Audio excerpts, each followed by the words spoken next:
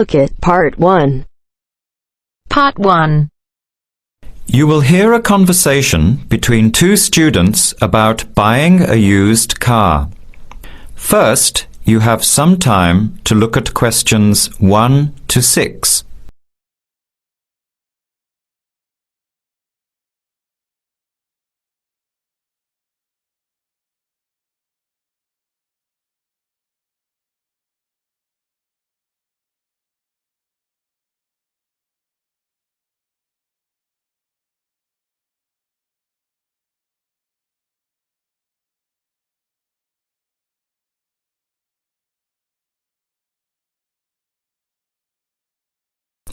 Answer the questions as you listen. You will not hear the recording a second time. Listen carefully to the conversation and answer questions 1 to 6.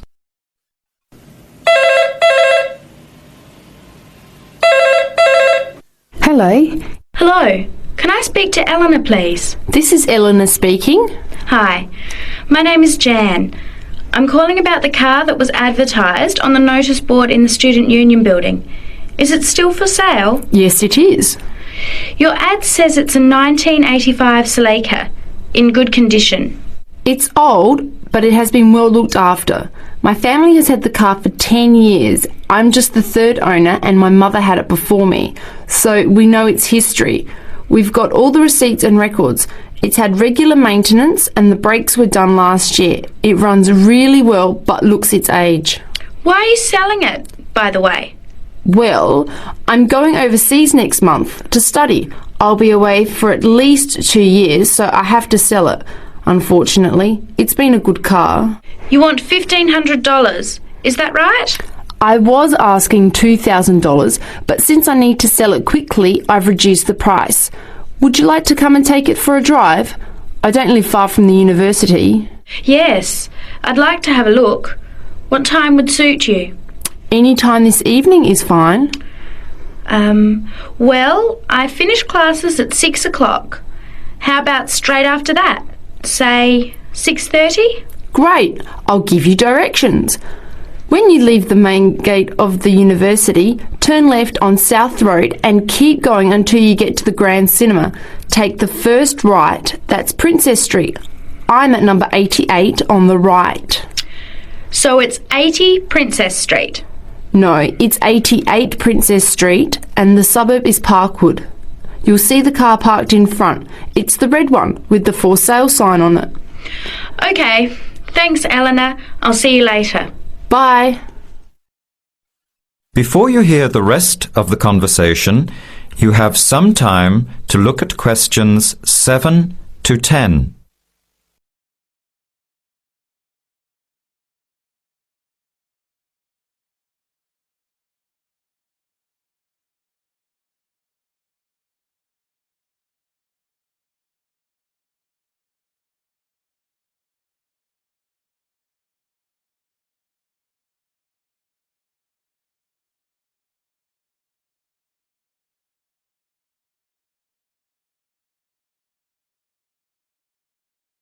Now listen carefully and answer questions 7 to 10.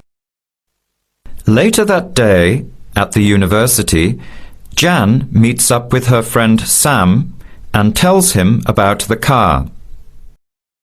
Hi Sam, Hey Jan, what's happening? I'm glad I ran into you. I've decided I have to get a car. You're gonna buy a car? Do you really need one?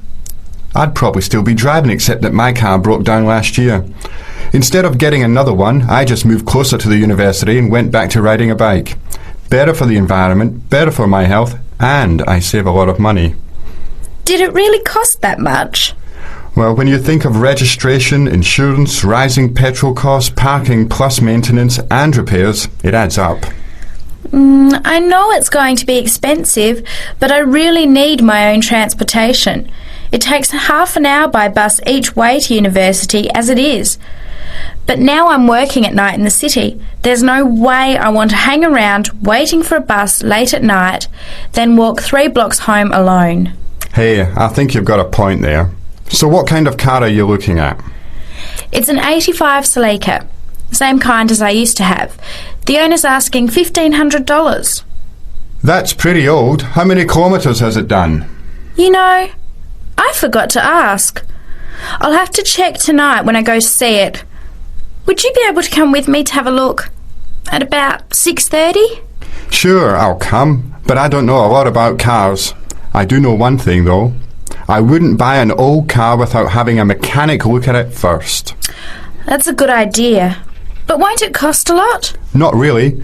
You can get a check done through the Automobile Association for $80, and it comes with a report on the condition of the car. It can save you a lot of money in the long run. I'll keep that in mind. So we have to get to Parkwood at 6:30. Do you want to take the bus? It goes straight down South Road every 15 minutes.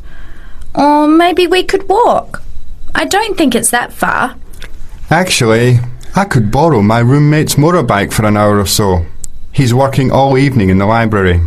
Do you think he'd mind? No way. He owes me a favour or two. Okay, great. See you at 6, outside the student centre. That is the end of part 1. You now have half a minute to check your answers.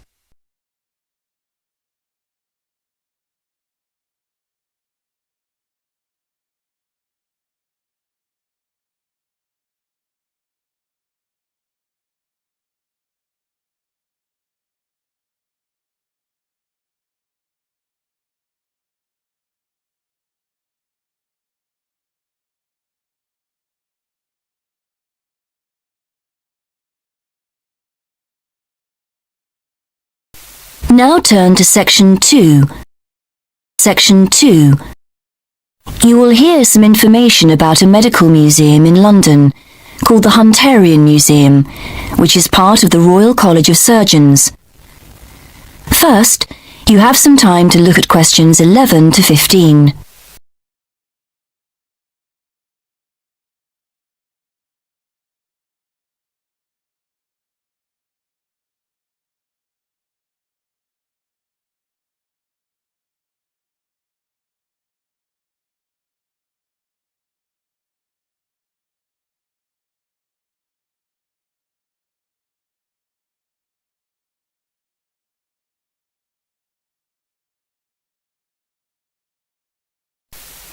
Now listen and answer questions 11 to 15.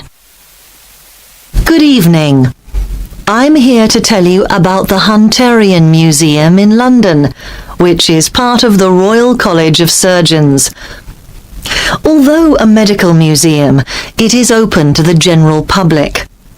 The museum specialises in the history of the study of anatomy, and especially the work of John Hunter in the 18th century. If you would like a free guided tour of the museum, then come along at 1 o'clock any Wednesday. Spaces on the tour are limited to 25 though, so it's best to reserve a place by phone, and these tours are for individual members of the public, families and small groups of friends only. Tours for groups of school students can also be arranged, and these are also free of charge. Teachers are encouraged to make a donation of around £3 per student if they can afford it, but this isn't obligatory. What teachers must do, however, is phone to agree a time in advance, as only one school party is allowed in at a time. Then there's an online booking form which you can use to confirm the booking. Or just send a letter if you prefer. For older students and adult groups, we provide more specialised tours, and these cost £100 for a short tour of 30 minutes, or if you want a slightly longer one, it's £130 for 45 minutes.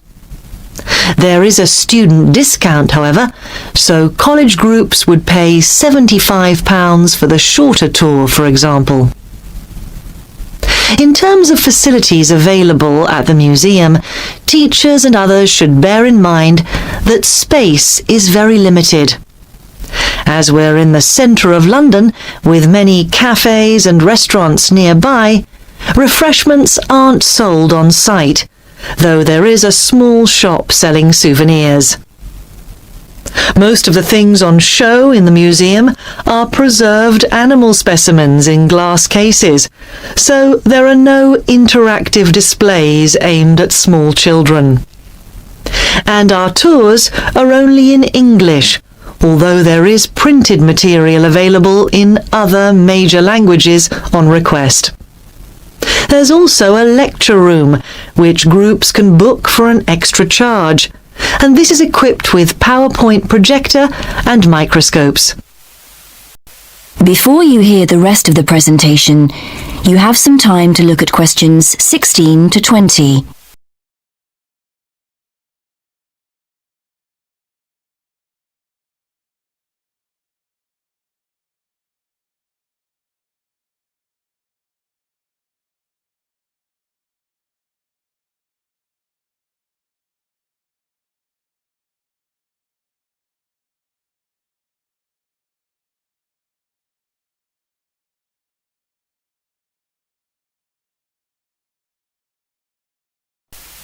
Now listen and answer questions 16 to 20. Next, a bit about the history of the museum and the preserved animal and plant specimens you can see there. The museum's named after John Hunter, who was a pioneer in the study of anatomy. He was among the first to understand that the study of other animals could tell us a lot about how the human body works. John Hunter was born in 1728 and came to London to work as an assistant in an anatomy school in 1748. Here John did his training in the study of human anatomy. It was after 1760, however, that he turned his attention to animals. That's when he became a surgeon in the army, spending 3 years in France and Portugal, where he started collecting and preserving animal specimens such as lizards. On his return to London in 1763, Hunter set up in private practice and started to build up his collection of specimens. When he moved to a big house in Leicester Square in 1783, Hunter started to take in resident students and gave the name Teaching Museum to his collection. By the time of his death in 1793, Hunter had collected specimens from all over the world, including the first kangaroo to be seen outside Australia. He had 14,000 different exhibits, with 500 species of plants and animals represented. And many of these specimens can still be seen in the museum today, because in 1799 the collection was purchased by the government, who presented it to the Royal College of Surgeons. And they've been looking after it ever since, which is why the Hunterian Museum is located in their building in London to this day. That is the end of section 2. You now have half a minute to check your answers.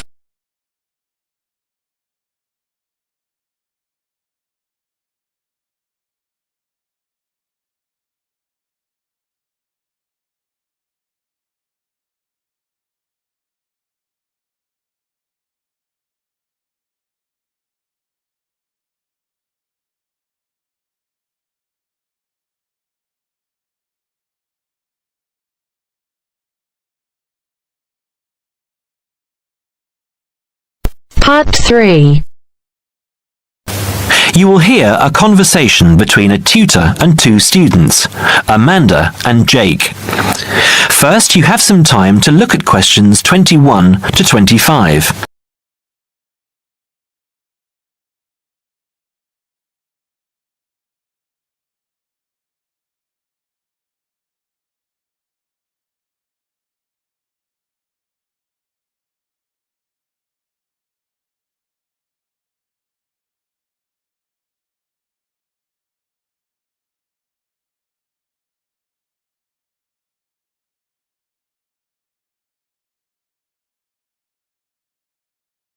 Now listen carefully and answer questions 21 to 25. So, Jake and Amanda, how did the project go? Very well, I think, Dr. Hinton. I certainly learned a lot and enjoyed myself at the same time. Me too. So, remind me, what was your project about? Basically, what makes successful people, let's call them top achievers, successful? Yes, how are they different from us? What do they do that other less successful people don't do? Interesting. And did you come to any conclusions? Quite a few, actually. Good. Share some with me then. Well, I'd always thought that a top achiever would be the sort of person who would bring work home every night and slave over it. But it appears not. Those types tend to peak early and then go into decline. They become addicted to work itself, with much less concern for results. We found that high achievers were certainly ready to work hard, but within strict limits. They knew how to relax, could leave their work at the office, prized close friends and family life, and spent a healthy amount of time with their children and friends. There's a lesson for us all there. Anyway, go on. It's also very important to choose a career which you enjoy, not just one that pays well or which assures you of a pension many years down the line. Surely that's important though, Amanda. Yes, I agree, but being happy in your work is far more important than anything else. Top achievers spend over 2/3 of their working hours on doing work they truly prefer and only 1/3 on disliked chores. They want internal satisfaction, not just external rewards such as pay rises and promotions. Before you hear the rest of the conversation, you have some time to look at questions 26 to 30.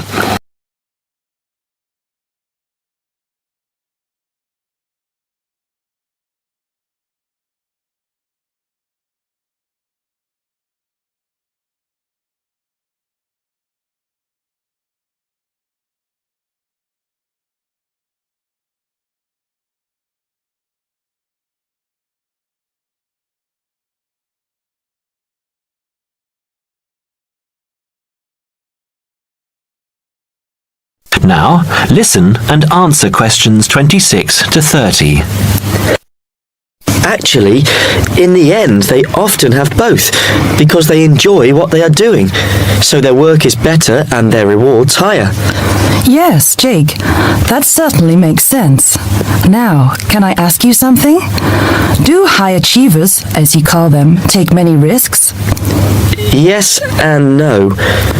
I interviewed one business executive who told me he was able to take risks because he carefully considered how he could salvage a situation if it all went wrong. He imagined the worst that could happen, and if he could live with that, he went ahead. If not, he didn't take the chance. Other people prefer to stay in what I heard described as the comfort zone setting for security, even if it means settling for mediocrity and boredom too. Would you call top achievers perfectionists? Contrary to what I expected, no, I wouldn't. We came to the conclusion that a lot of ambitious and hard-working people are so obsessed with perfection that they actually turn out very little work. I happen to know a university teacher, a friend of my mother's, who has spent over 10 years preparing a study about a playwright. She is so worried that she has missed something, she still hasn't sent the manuscript to a publisher. Meanwhile, the playwright, who was at the height of his fame when the project began, has faded from public view. The woman's study, even if finally published, will interest few people. So, what has this got to do with top achievers? Well, top achievers are almost always free of the compulsion to be perfect. They don't think of their mistakes as failures. Instead, they learn from them, so they can do better next time. Well, would you call them competitive? High performers focus more on bettering their own previous efforts than on beating competitors. In fact, we, came to the conclusion that worrying too much about competitors' abilities and possible superiority can be self-defeating. Yes, and we found that top achievers tend to be team players rather than loners. They recognize that groups can solve certain complicated problems better than individuals and are eager to let other people do part of the work. Yes, loners, who are often over-concerned about rivals, can't delegate important work or decision-making. Their performance is limited because they must do everything themselves. Well, it looks as if you two have done a thorough job and learned something into the bargain too. Now, there are just a couple of points I'd like to clarify with you. That is the end of part 3. You now have half a minute to check your answers.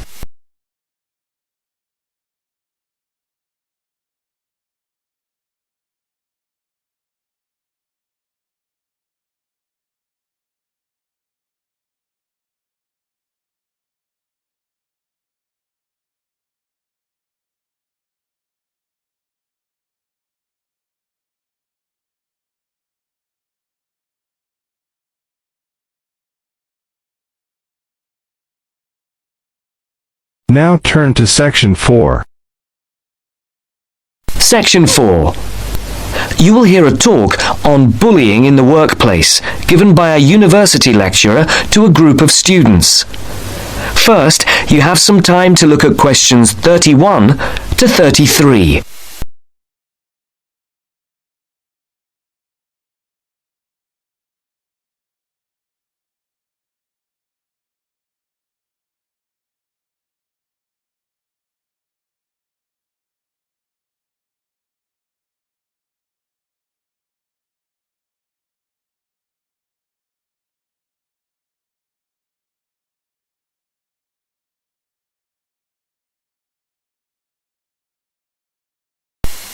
Now listen carefully and answer questions 31 to 33. Good morning. My name is Dr. Mervyn Forrest, and I specialize in management techniques and training. I've been invited here today to talk to you about the cost to the economy of bad management. And what I would like to dwell on first is an area that has recently been exercising everyone, and that is coercion in the workplace, or, to put it more simply, bullying. It has been estimated that bullying at work costs the British economy up to £4 billion a year in lost working time and in legal fees.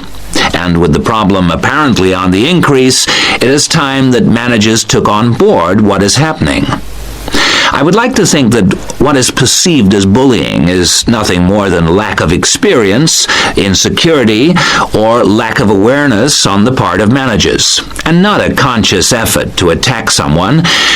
But that is perhaps a case of my being naive or over-hopeful. Before we break up into groups to look at the first task on the handout you've got, I'd like to give you a start with some of the main bullying methods that have been identified so far. Basically, what I'm going to do here is to give you examples of 1 or 2 points. Can you all read the OHP clearly? Yes? Right, off we go. Now you have some time to look at questions 34 to 40.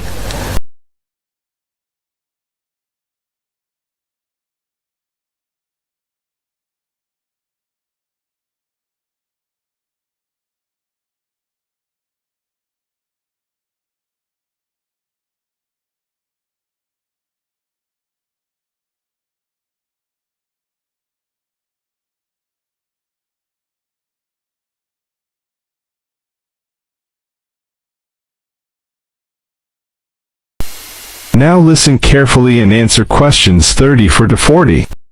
As you listen to the talk, complete the notes made by one of the students present. The first item on the list is giving people tasks which managers themselves cannot do and which are therefore impossible to achieve. This is, in fact, a very common strategy used by managers to manage their subordinates. It gives certain people a false sense of security as they watch others failing while they try to achieve the goals set. Another simple bullying technique is constantly moving the goalposts, especially when one's employees are in the middle of a task. This is not bad management, it is just plain stupid. All targets and goals set should be easily achieved within a realistic timescale. Sending memos to someone else criticizing the performance of a task where the individual has no way of replying is another common technique, especially when the manager concerned does not reply or makes it impossible for subordinates to contact him or her by not answering the telephone or not replying to emails. This is not the style of a sound manager, but rather the antics of someone with emotional problems. If you behave like that, don't expect your staff to respect you.